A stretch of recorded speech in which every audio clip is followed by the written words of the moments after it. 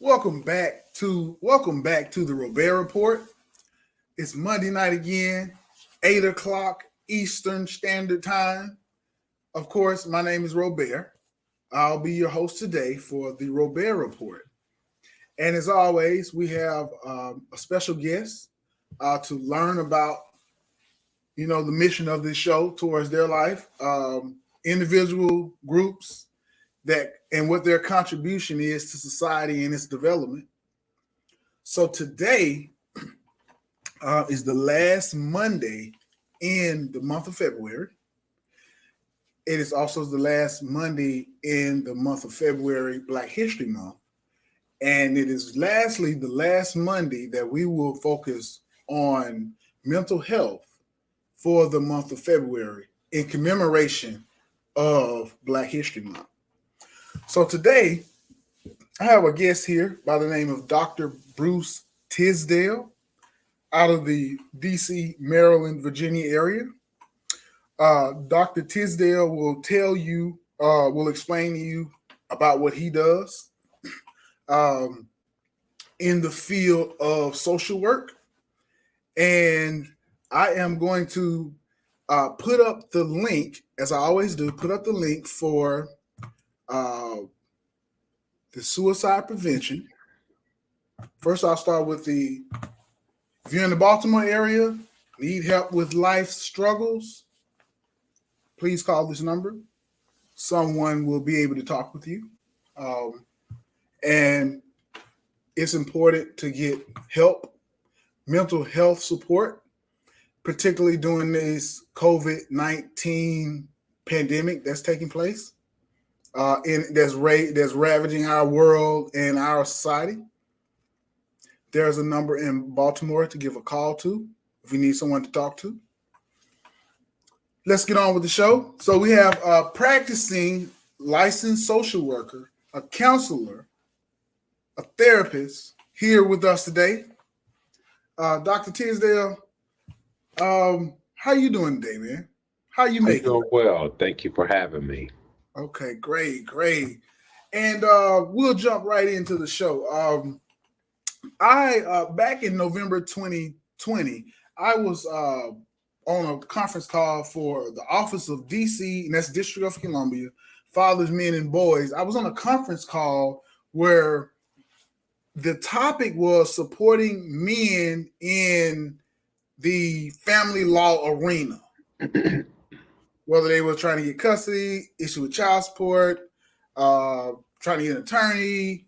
And one particular area was regarding mental health. So I was saying, hey, how does this fit into this narrative that we're discussing today regarding men being supported in the family law arena? And Dr. Bruce, I call him Dr. Bruce, Dr. Tisdale, he spoke, and I knew that he was there for a purpose. So, Dr. Tisdale, why was it important for you to be at that gathering that day in a family law setting? Just for those who have no clue about, what you do. Sure. Well, first, thank you for just inviting me to this opportunity. I want to commend you for doing a good work.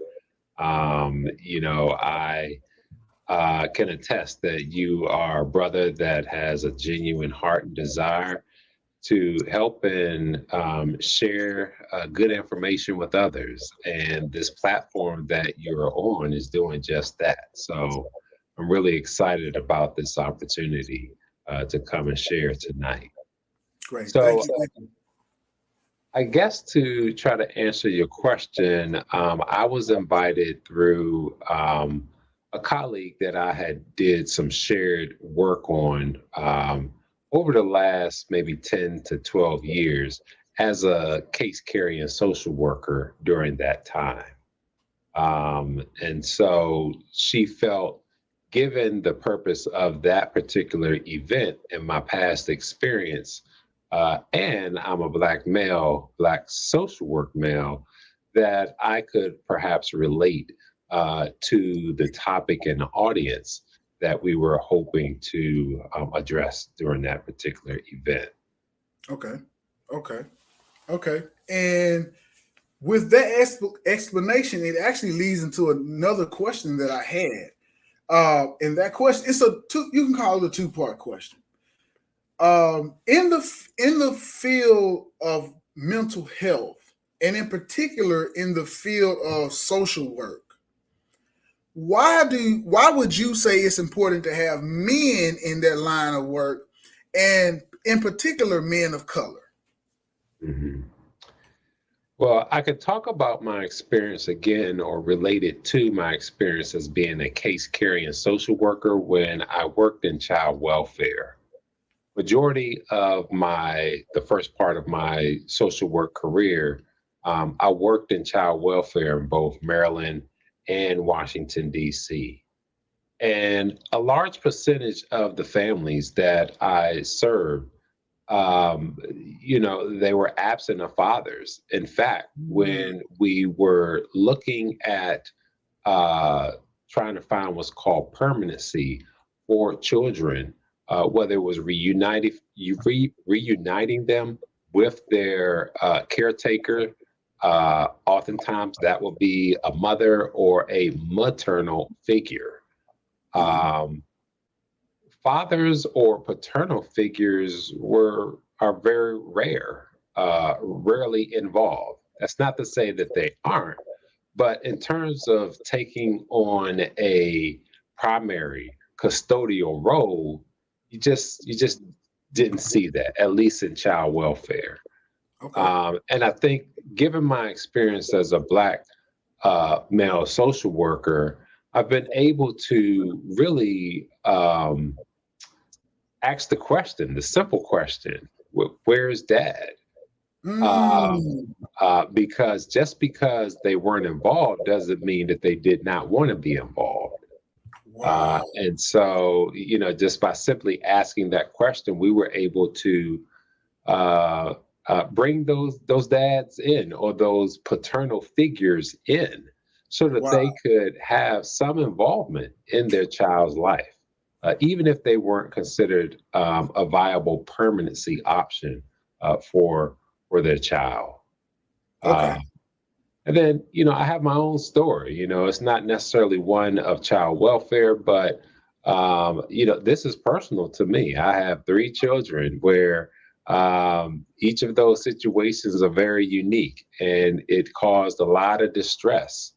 My story is one where the courts, they asked the question, well, where's mom? And gave mom the benefit of the doubt, even when mom didn't show up. And it was clear that she was not going to be involved. And so I noticed the biasness of the systems.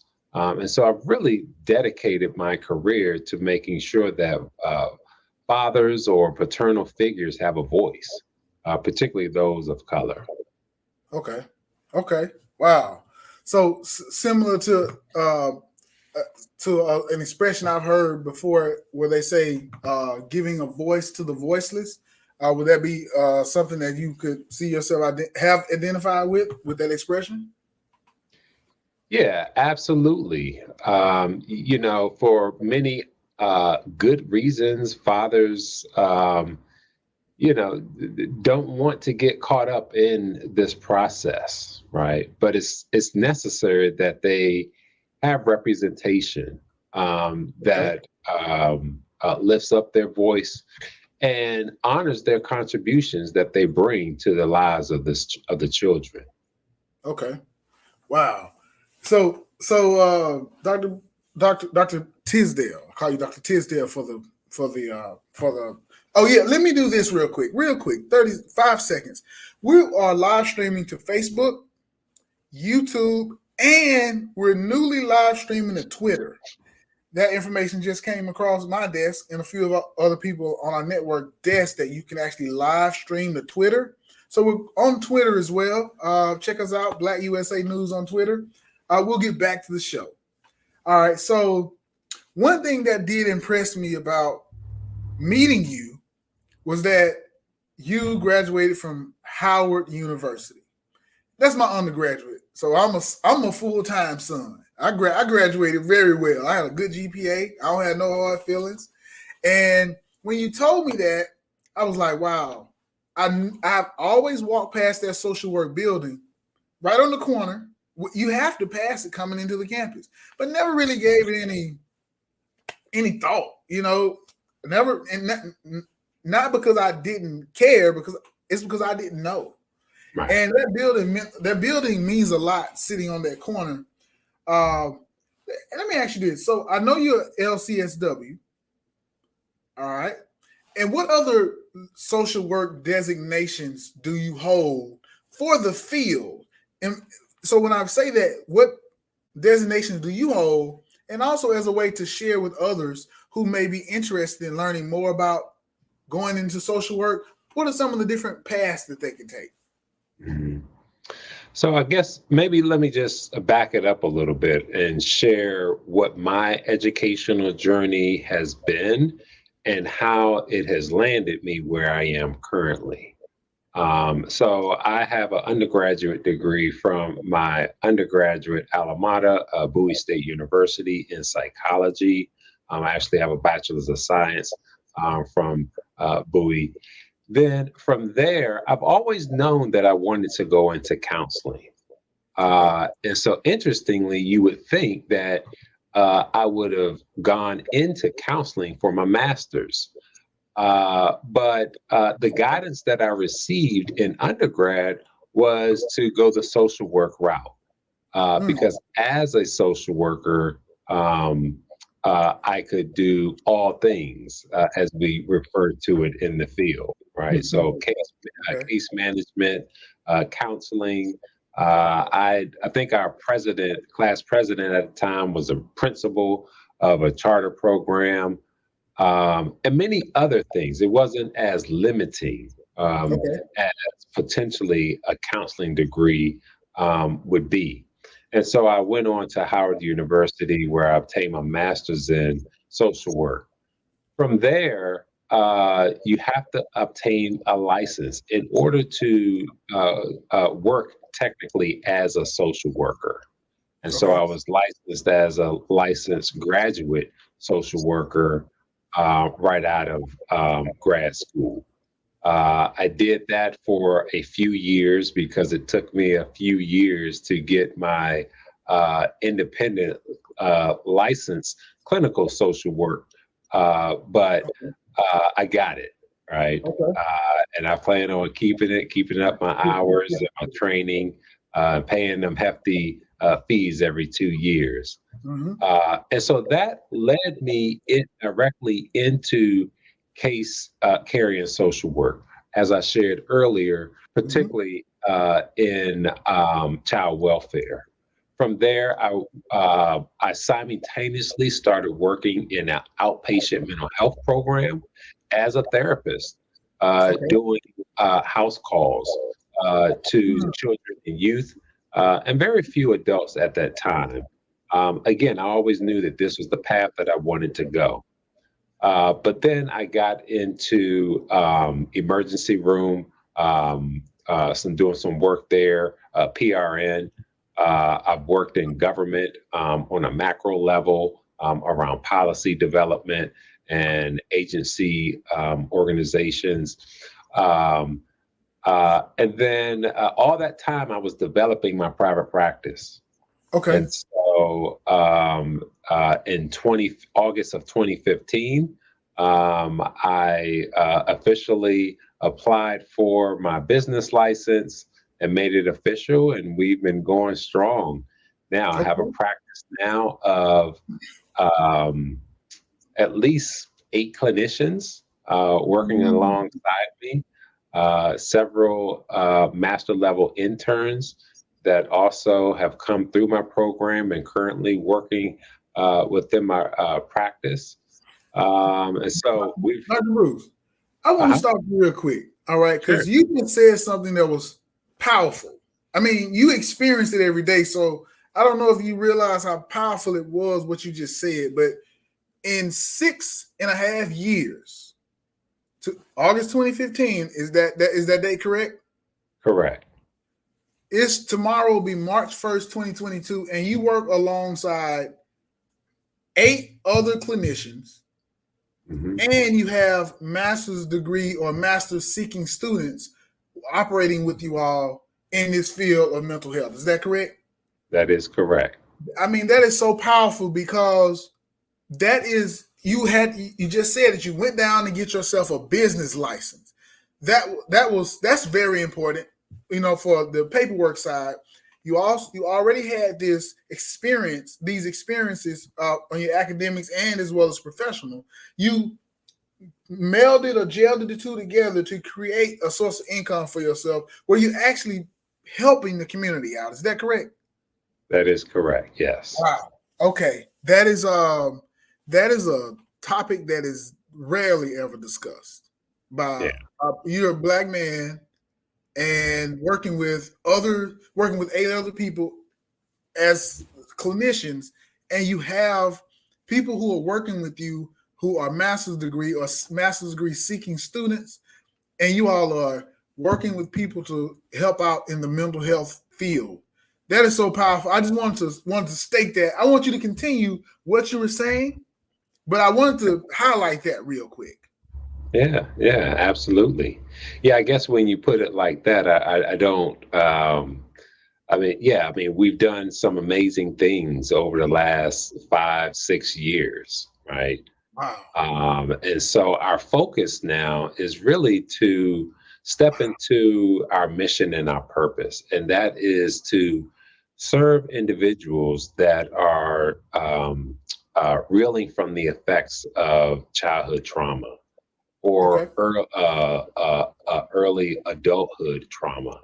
Okay. Or any other life stressors that they continue to struggle with. And so we try to provide a very specific approach in our work Okay. with our, have kind of gotten away from the young children. Still Okay. get those referrals to slip in from time to time. The referral sources know how to smooth me over, and my heart. Okay. My heart, They got you. they still get me from time to time. It's hard to say. I no longer work with children, Right. but I try to focus more on adolescents, young Okay. adults, and older adults. They tell me you trying to graduate too, man. You trying to, build it up. That's all right. That is awesome. That is so Yeah, awesome. yeah, Dr. Bruce, that is so awesome what you're saying to my audience right now, to this audience. And once again, we're streaming on 3 platforms: Facebook, YouTube, Twitter. First week on Twitter, and we have wow. I'm blown away because you've kind of taking something whereby. So my mother, I'll start with that. My mother, I always thought my mother was a social worker, but she was never a social worker. She never said she was a social worker. She worked for a social work organization, a community social work organization, actually 2 of them in my hometown. She was a case manager and she did case manager work. But I always, growing up, thought she was a social worker. And I asked her one day, she said, "No, I never said I was a social worker. I'm a case manager." And so I thought that the work that she was doing was social work. I mean, it is, but she was just a case manager. And then when I say, I'm not limiting that, I'm just saying she was only operating as a case manager. When I found out what social work actually was, I was 21 years old, 22. I was at Howard myself, and I met a student who was in the social work department. And she began, because I was helping her with develop some of her papers. And she began to help me understand kind of what social work was at the time. All right. She mentioned this thing called 3,000 hours of clinical supervision. All right. In your 3,000 hours, like, were you able to do it like straight, or did you chop it up, have to take a few years off, come back? How did you do your 3,000 hours for those who are listening who may be wanting to go into this field? How did you manage your 3,000 hours? right. So what you're referring to is the postgraduate level requirements towards becoming independently licensed. Uh, and so those 3,000 hours for me came very easily because I Okay. was working 2, sometimes 3 different jobs. Wow. And so my clinical hours, direct clinical hours, added up in just a little less than 2 years. My Wow. challenge was passing the clinical exam. Right? Okay. I never realized that I had such anxiety until it came to that exam. Wow. So it took me a little time to find the recipe to get past it. But like I said, once I did, that was it. Okay. Okay. That's important that you brought that up about the test because how can I say this? It can be you can receive literature about the field and you can also receive literature about going to certain schools and getting your degree. But when it comes time to taking that big test that you have to take to be proven in the field, sometimes all of that work that we've done, it doesn't measure up because we can't pass that test on the first time, second time. And I'm sure some people are taking it three, 4, and 5 times. Mhm. So to hear that you can openly say that you had a difficulty surrounding that test, I appreciate that, and I'm sure this audience does as well because you're opening them up to some of an issue that they could face in attempting to attain the LCSW status. So Yeah. I appreciate that.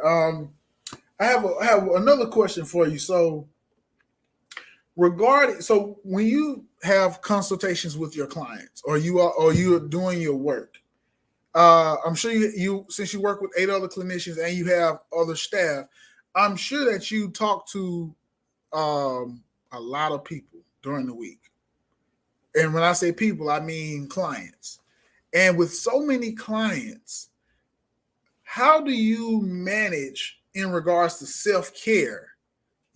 How do you manage to keep going when you have a 9 to 9:50, and then a 10 o'clock to 10:50, and then a 10:50 to 11 o'clock? How do you juggle? How do you manage that time? How do you take care of yourself when you have if you have that type of schedule that you work with? Mhm. Well, that's an area that is still very much a work in progress for me. Excuse me. But I am trying to be intentional with being okay with owning my free time. Okay. I am one because I've always worked and worked hard, uh, have found it awkward or difficult when the weekend comes and I don't have to work, for example, right? Or if there is an hour in my schedule and I have no clients, no other paperwork to do, just Mm, leaning into that time and appreciating it. That is still okay. something that I find myself trying to be okay with. Some days I am, and other days not so much. Okay. But other than that, I am very regimented with my schedule. So, for example, I get up every morning at 3:10 a.m. and do Okay. at least a 10 mile run or workout, 10-mile workout of some sort. And that takes me, a good part of 2, maybe sometimes 3 hours if I lift weights. I'll get my meditation and scriptures in after that. Make sure I eat my breakfast, take Wow. my vitamins, right? I don't take calls or texts first thing in the morning because I just feels that kind of sets my day in a direction that's not very helpful for me. Okay. Uh, and then I just try to own my time throughout the day and be okay with saying no. Okay. Again, that's still an area that I'm working on, but I'm being more cognizant and intentional about it every day. Okay. Okay, okay, okay. Wow. So you have an entire regimen set up starting at 3:10 in the morning towards building for your day so that you will be able to be operate at your highest capacity for your clients and for your coworkers. Is that correct? That's correct. Yes. Dr. Tisdale, it looks as if you really have a heart for your field. I mean, because you're taking the necessary steps to take care of yourself, and because you're strong, you're able to take care of your clients and your coworkers and your family that you have. So, man, you have come and dropped some real, in just a few short moments, you've dropped some real jewels on our audience, because it's not every day that a person gets a chance or even seeks out to listen to a social worker or anybody in particular in the field of mental health outside of that specific practice, or going to their office, or to see them for any of various reasons. But just to listen to someone who's a professional in the field explain with such clarity, I think this is a real gift to our audience. In particular, our last Monday here for mental health for Black History Month. Mm-hmm. And so, so you mentioned Howard, for master's degree and for your PhD. Is that correct? So I actually have a doctorate in social work and not a PhD in social work. Okay. But I obtained my doctorate from Capella University, an online university. Yeah. Okay. Wow. Okay. And so so my next question is surrounding how you interact with your coworkers in your work environment. All right, it's a C-19 COVID, however someone wants to explain it, wants to say it. So when you all are working now, all right, are you all always meeting in the office with your patients, or are you all doing online work, virtual work? How do you all how do you manage it with your patients at this moment? So with our clients, we are about 97% virtual. There is still a small percentage that is telephonic, but by and large, our sessions are virtual. We do have maybe about 3 clients that have requested to come in the office based on comfort level of myself and the other clinicians. We have accommodated that. Okay. Well, Dr. Tisdale, is there do you all have a website that I can possibly pitch up for people who want to seek you out Sure. for your support?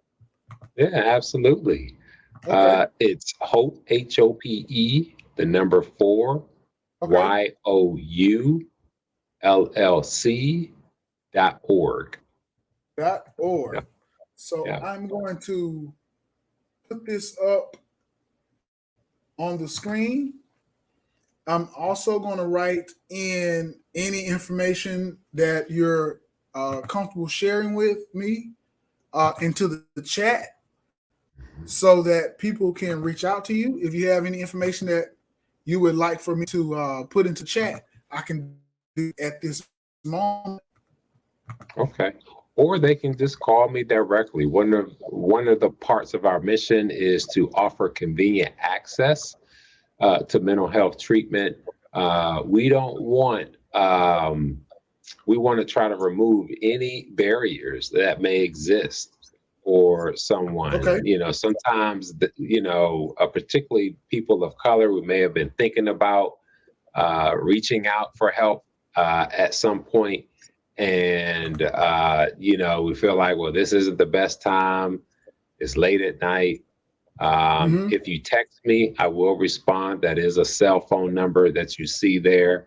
If you shoot an email, you will get a response. So, there's more than one way to reach out, is my point. Okay. Wow. So for those in the audience, this is a brilliant website. It has contact information at the top as well as bottom. You can find hopeforyoullc.org on Facebook, looks like this is Twitter and Instagram. Facebook, Twitter, and Instagram. They also have on here the hours that the office is available, as well as they may be open on weekends by appointment only. This is awesome.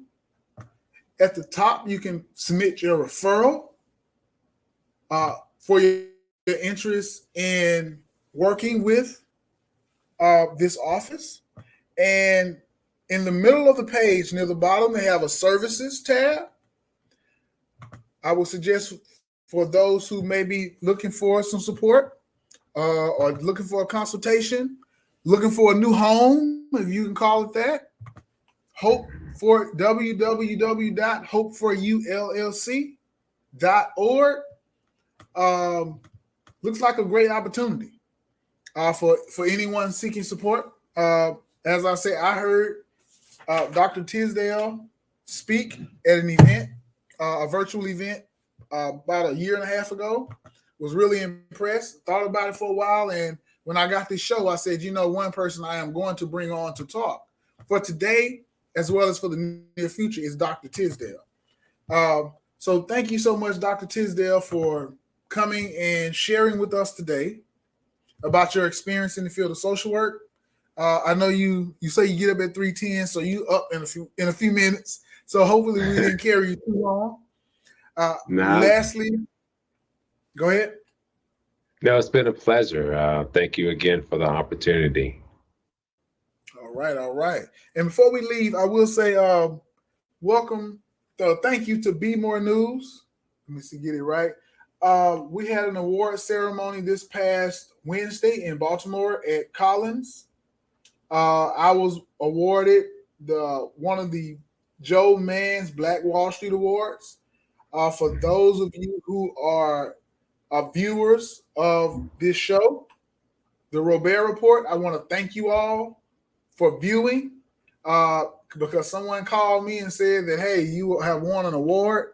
And I showed up, and for sure my name was on the plaque. So thank you so much. It will be my goal is to put it on the wall. I wanted to hold it up for this show today. My goal is to put it on the wall, and we can pull it down every now and then. But thank you so much again for gracing us with your presence, Dr. Tisdale. And you have a great rest of your evening and a great rest of your week. Take care, sir. All right. You do the same. Take care. Bye-bye.